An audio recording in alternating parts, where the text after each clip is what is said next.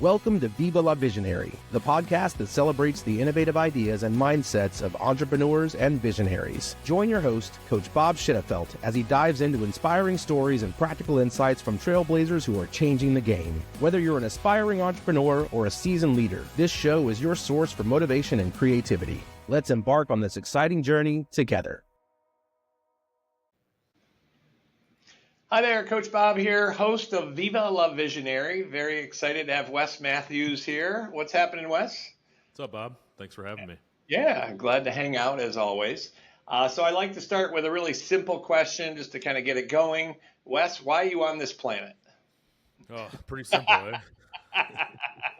I like to start light and then let's get deep later. Wow. Yeah, I thought about this the other day, actually. So I was actually thinking about, there's a lot to that question, but I think absolutely. I think for me, growing, grinding, and building a life that honors God, my wife, my kids, and to lift others. Right. And then also, I'm kind of reading because I haven't memorized this yet, so bear with me. That's okay. But I think what I love is I did spend some time here, and I think that everything I do in business, health, and wealth is a tool to fuel that mission, not replace it.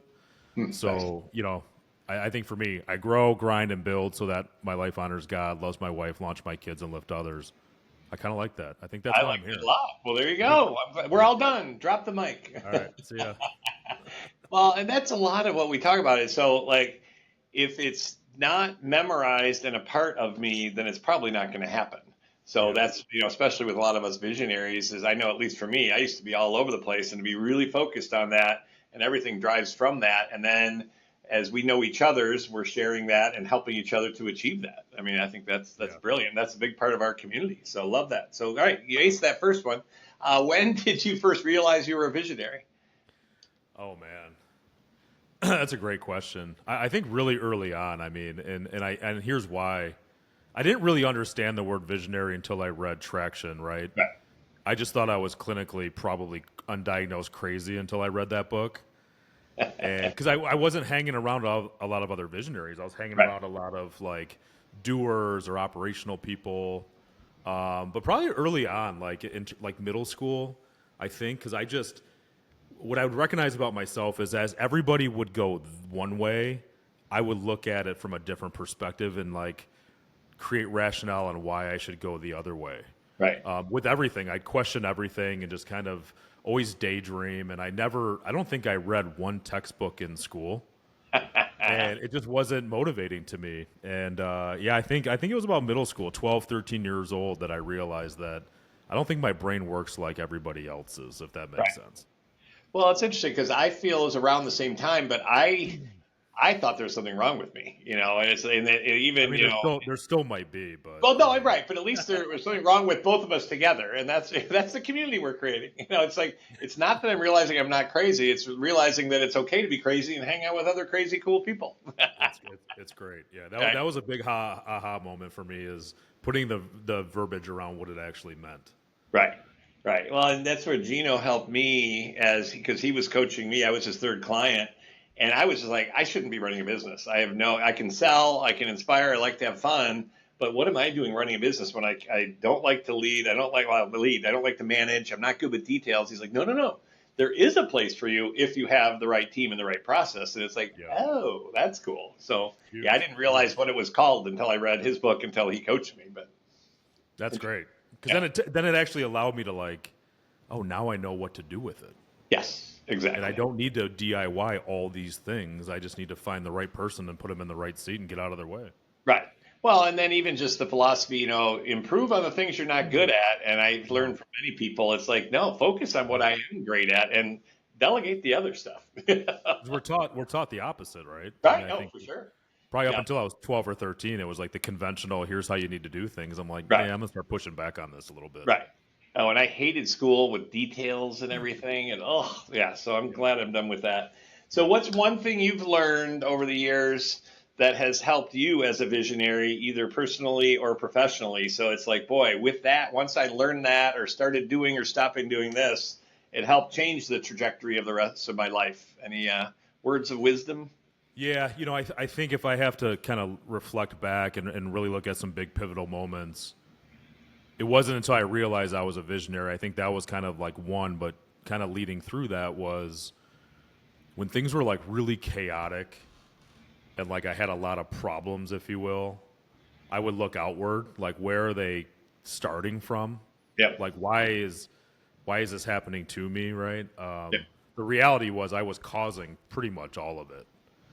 And I think when I had that realization that, man, it's me, and I just kind of had to, like, that was a big aha moment for me that I created so much unnecessary chaos. And I have 5 kids, so I've watched a lot of Disney movies, and Wreck-It Ralph always stood out to me, right? It's like this big guy that would just That's pretty like the appropriate. nicest guy, like, just to myself I'm a sweetheart, but when I walk through rooms I bump into the door and knock over the garage. But yeah, I think once I finally realized, like, what's my part in this, Right. that completely changed everything. Personal, business, family, like you name it.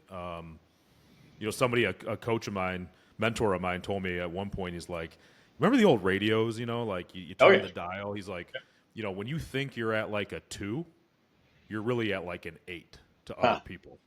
Right. And that was some really good feedback, because I'm like, little old me, like I'm not trying to come off like that, but the realization was the perception's reality, and that was really helpful for me, is kind of owning my own shit. Right.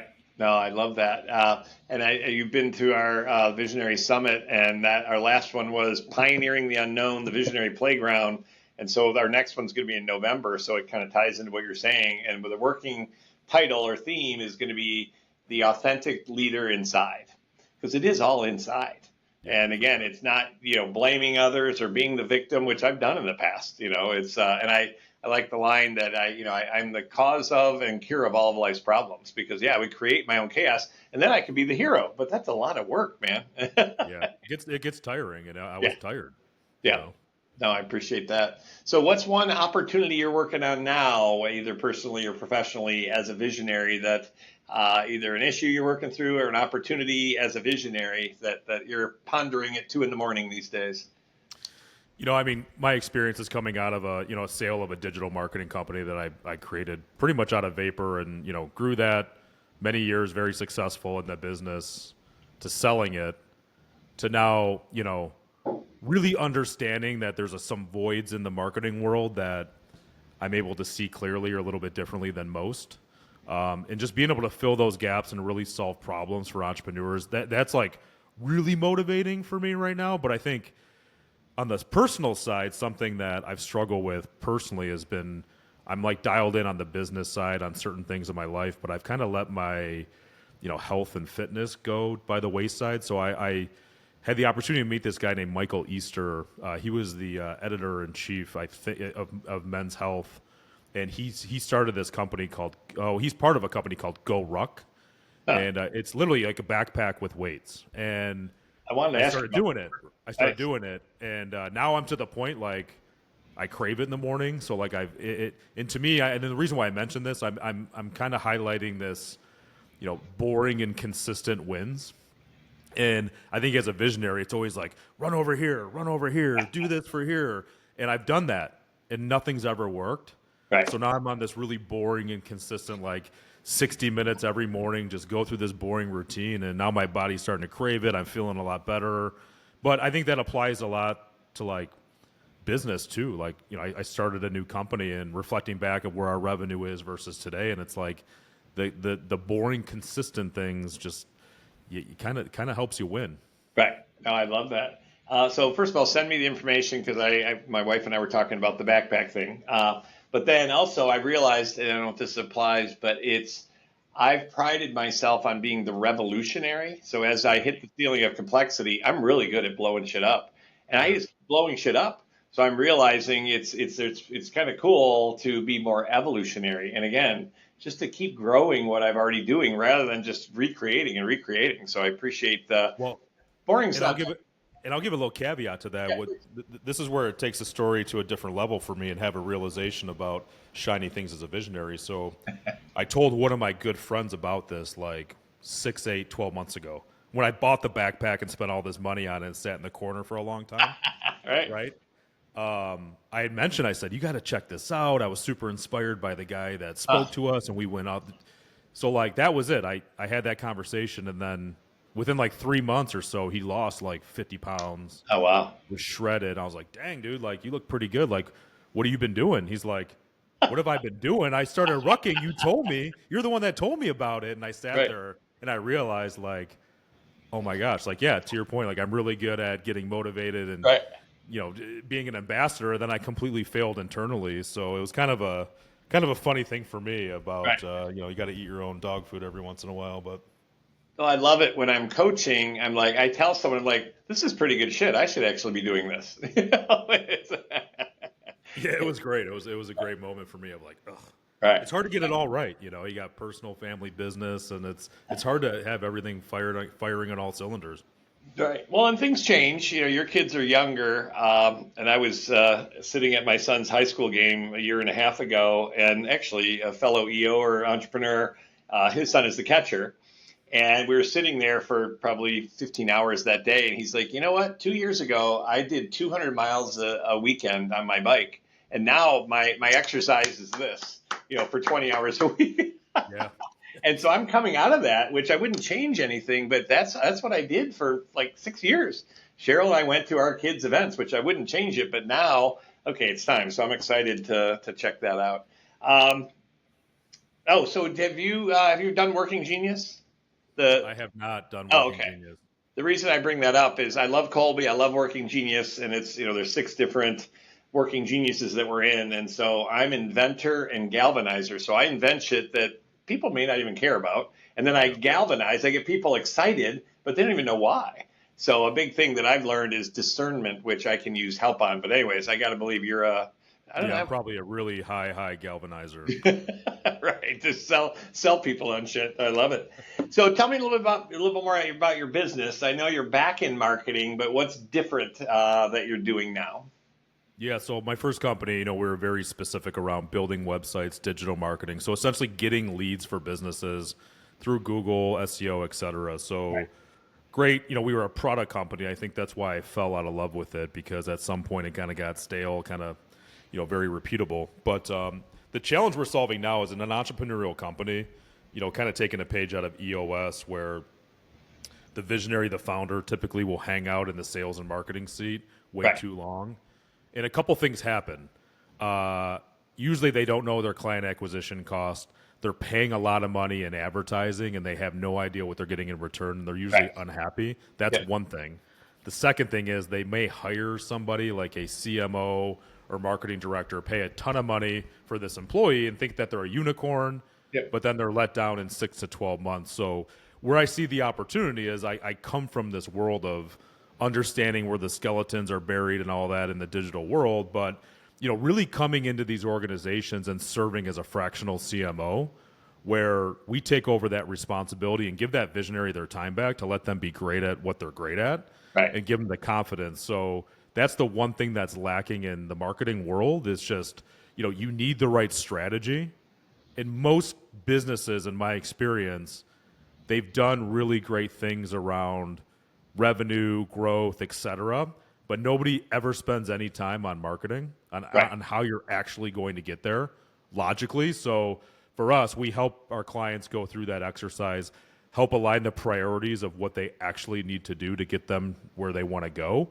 So I deliver a strategy, but then I also deliver the execution, and then a level of accountability across the whole thing. So it's and I do it from a team approach. You know, the world of fractional now, like you can obviously hire one person, but then you only get that one person in their brain. Our model is, you know, we have a multifaceted approach. There's like 4 to 5 people engaged with the client. So very different, a lot of fun, solving some challenges. And Cool. And then from what I've heard you talk about, it's also a different pricing model where it isn't, you know, 15 grand a month for either a company or for a person. So it seems like it's a lot, especially with technology that you're using, it seems like a lot more affordable than the old model, correct? Yeah, it's a fraction of the price, right? It's, you know, typically most clients are 90 to 120 grand a year. But if you think about it, you know, we're bringing in a CMO level strategy individual, a marketing director, a program manager, a manager over top of that that's holding everything accountable, dealing with all your advertising. So the reality is you would never be able to find that unicorn in your company. Like, you can't hire one person to fulfill that. Right. So like, you're getting the best of everything. It's almost like I'm baking that perfect cake for an entrepreneur. Now, at some point, you know, and again, it is fractional. So whether it's a certain amount of revenue or whatever's going in the business, it works really well for $3 to $5 million to $20 million businesses. At some point, and it just depends on the leader of the leadership team, you know, where it's going to make sense to bring somebody in full time. Right. But I love the $3 to $5 million entrepreneur that wants to go to 15 and 20, because we've done it, and that's just, to me, that's a lot of fun to be in that world. Right. Yeah. And I've heard you mention before, it's founder-led sales is a key opportunity, and it's like I'm making a guess here, but you know, I've coached 100 different companies with visionaries, and I'd say at least half of them are founder-led sales. And so I think you're really hitting a sweet spot here for myself and a lot of other people. Yeah, right, because it's, you know, it's nobody's going to do it as good as the founder. Right. But when there's a thirst for growth and you want to get to that next level, something needs to happen. And the first thing is like letting go of the vine of the marketing seat. It's hard because most people have been let down. Yep. Right? They've made a bad hire. They hired a crappy agency. They spent and plowed all this money into these things and says, we have nothing to show for it. Right. So when we come in and help solve that, it's a beautiful thing, because the visionary can go on and really focus and do what they want to do. And it's a big problem that we're able to solve for the client. That, you know, again, I think that the visionary has to be ready. You know, like, I'm sick and tired of hiring the wrong people. Right. Even if they're great people, it's just visionaries. They're visionaries. They're not great managers of people, right? So there's a lot of things that go into play, and having that experience, it's a way for me to, like, I really enjoy what I'm doing. I'm getting a lot of value out of it. Building a new team. We have a team of 12 here at Stealth. So, you know, coming out of a sale, kind of in limbo for a couple years on what do I really want to do. You know, it's a great segue into the next, you know, hopefully 5 to 10 years of what I want to do. Oh, that's awesome. Yeah, I've got about 650 grand into marketing over the last 15 years, and I don't think I've gotten anything from it. You know, it's like in 90 days, we'll come up with your plan. I'm like, that was your plan. And I know you guys are stealth and quicker and much more affordable. I love that. Cool. Now, we met through EO, which has been big for both of us. And then recently went to the Visionary Summit that we had a few weeks ago. So how would you explain the summit, and what did you get out of the summit? Because it's different. It's evolved. You know, like, again, EO is amazing, and there's a time and a place for that. So I just wanted to get your take on what you got out of the summit, and how would you explain it? You know, for me, I go, whether it's personal, family, business. Like, when I reflect back sometimes, because I do have a forum group, so we'll kind of reflect in the last 30 days, and I'm like, man, like, I did a lot over the last, you know, personal, family, business. It's just, life's crazy. You know, the summit for me was, one, able to, like, pause for a few days. Right. And just like, okay, I can get out of the weeds of personal, family, business and take like a break. Right. But then also do it around other visionaries, right? To our earlier points around, you know, being around other visionaries, it's a pretty great experience, because, you know, when you're in a room of pure visionary individuals and you're getting feedback or listening to challenges and you're able to offer experience shares, like, it creates something for me that it's not normal. Like, I can't walk outside my doors and just find it. Right. So there's this automatic, like, level of trust and respect, because it's like, oh, you're screwed up too, just like me, right? Like, you know, we're so, again, and then you had it at a really great location, like pretty serene, and, you know, just an opportunity to learn. I think, you know, for me as a visionary, like, a big part of who I am is I need fresh inputs coming in. Right. You had Dave Galbinski, who I consider a really great mentor of mine. Yep. You know, hearing that story. So, you know, I think for me, it was just a really good time to say, hey, like, I've been going, hit the pause button, right, recharge a little bit, take some time for myself, because I just give, you know, and yeah. Yeah, cool. No, I appreciate that. You helped me kind of define one of the things that we are as visionaries when we got locked down hard in Michigan several years ago. and we had a meeting, and we had, I think, 18 of us in person, and we're like, hey man, we're not afraid. If we're not feeling well, we'll stay home.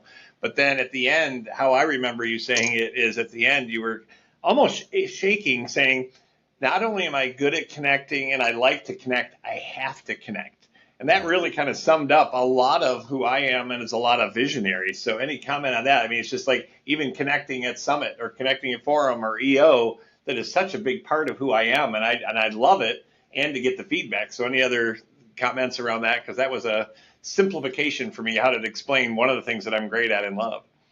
Yeah, no, I mean, it's all, to me, it's all about connections, right? I mean, I actually, this morning, I was going on my ruck, which was great. I got a text message from somebody, and they said, hey, do you know of any good accountants? Right. That's awesome. Here's a really smart individual that could go find a really great accountant, but he wants my perspective. And I actually, out of the 3 people I love to recommend, I recommend more, but like my accountant is like one of my favorite people. Right. I'm like, you have to talk to her, because she is. So for me, I get a lot of value from that. Yep. But I just love meeting, connecting with other visionaries. Like, and I think out of the experience I went through with your retreat was, I really connected with 3 to 5 people that I never met, that I'm talking to right now. And it's not so much let's do business or this. It's just there's a level of like, oh, like I kind of like, yeah, it was interesting, or like, you keep the conversation going. So for me, yeah, I need those fresh inputs, those fresh people. It's just, what are you gonna do? Like, how else do you meet? Like, they're almost pre-vetted people that would be in my posse that you spend all the time to curate, and I get all the benefit. I appreciate that. Well, it's funny because you got, EQ and IQ. My wife and I, and again, even in Working Genius speak, we both are inventors. So we come up with cool slogans that we think are cool, which maybe people don't get or care about. But we were talking about, it's almost like quantum community intelligence. So QCI, that, okay, quantum, it's like you almost can't explain it. And it's just this crazy connection. And then we're all about community, and there's an intelligence behind it. So I appreciate that. I mean, I know that's funky and out there, but that really kind of summed it up. It's like, yeah, I mean, we enjoy each other, we help each other, but we have a certain connection. And then when you meet someone else, and, we're networking for each other, not to each other. So that's my thing we just came up with yesterday, is quantum community intelligence. So I don't know. Makes sense. Makes sense to me. Well, cool. Well, so anything else you want to add for Visionaries? Any other thoughts, questions for me, ideas before we wrap? I have one more question for you. I mean, there's a lot. It's a loaded question. There's a lot. Yeah, I got a couple hours. No, I'm just kidding. Yeah, no, I mean, I think we covered a good basis, right? I mean, it's just, you got to keep fueling your tank. And what kind of inputs are you taking in? So being around other entrepreneurs and what's working, what's not working, I think is invaluable. Yeah, and being curious, for me, has solved a lot of problems. And perception's reality, right? So I think that's an important thing. So like, I normally have a pretty big beard, and I found something interesting this morning. I've been walking this path, the same path around the same time. So I've been seeing the same people. Right. Well, 2 days ago, I had a pretty big beard, and I probably look really pissed off, and I've got a hoodie on, I'm walking, and I would say out of 10 people, 2 people said hi. Right. This morning, 10 out of 10 said hello. That's interesting. And like literally, and I'm like, uh-oh, like, I'm starting to think about that. So I mean, I think, being around, and I guess being around other entrepreneurs and getting for feedback, in a safe place, or just knowing that other visionaries are coming from, like, so I don't know. I think somewhere around there is like, other visionaries can give you really good experience shares and direct feedback if you want it. Because most people are terrified of you. Right. Interesting. Yeah. That's interesting. Cool. All right. Well, my last question, as you know, first of all, the name of this podcast and our rally cry with the Visionary Forum is Viva La Visionary. So what does Viva La Visionary mean to you? I don't know. I was thinking Ricky Martin for a minute. Yeah, I mean, like, look, I think it's I'll kind of steal this from EO. It's like, I'm a big believer of like, it's carry your own bag. It's whatever you want it to be. Right. It's like, live your life, right? I mean, I'm a visionary. I'm in control. I can control what I can control, but like, make it whatever you want it to be. Like, everybody's happiness is different. Everybody's path is different, and you have an ability to create whatever it is you want. It sounds kind of cliche, but it's like, what do you want? Figure it out and go for it. Get it. Do it. No, I love that. No, I appreciate that. Well, I appreciate your time, your wisdom, and more importantly, your friendship. We've known each other for a long time, and I'm excited for helping each other and mainly having a lot of fun together. So appreciate you. Yeah, you too. Thank you, Bob. Appreciate it. All right. Okay. We'll talk to you soon. Peace. Yep. Thank you for tuning in to Viva La Visionary. We hope you enjoyed today's episode and found inspiration in our guest stories. If you loved what you heard, please subscribe, rate, and share the podcast with fellow dreamers and doers. Join us next time as we continue to explore the limitless possibilities of visionary thinking. Until then, keep dreaming big and taking action. Your vision matters.